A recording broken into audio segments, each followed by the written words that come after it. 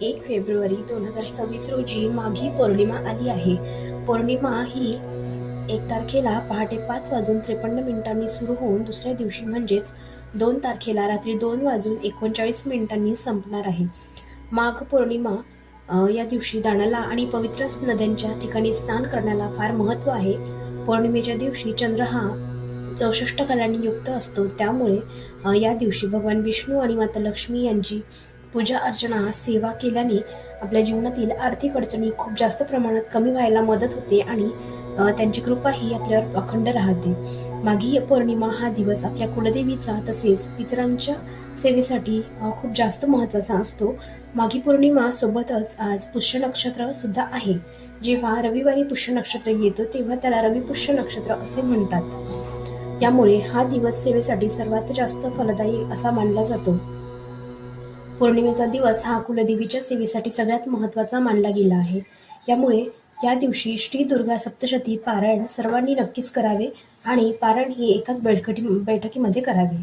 पारायण करणे शक्य नसल्यास सिद्ध कुंजिका स्तोत्राचे कमीत कमी 11 वेळा पठण करावे. या स्तोत्राच्या पठणाने आपल्याला दुर्गा सप्तशती पाठाचे फळ मिळते. तुमच्या कुलदेवीचा जो मंत्र आहे त्याचा मंत्रजाप नक्की करावा. जर मंत्र नसेल माहीत तर 99 मंत्र 108 वेळा नक्की पठण करावे.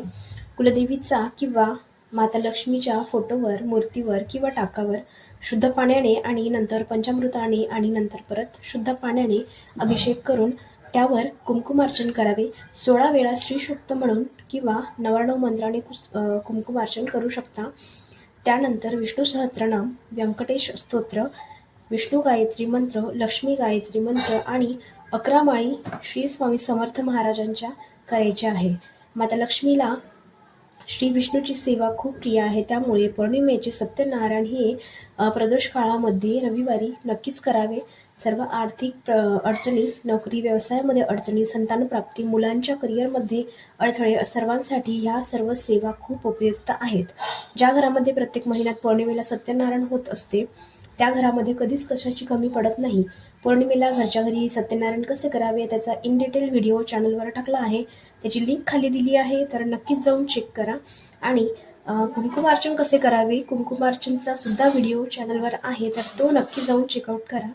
व्हिडिओ बघितल्याबद्दल धन्यवाद. श्री स्वामी समर्थ.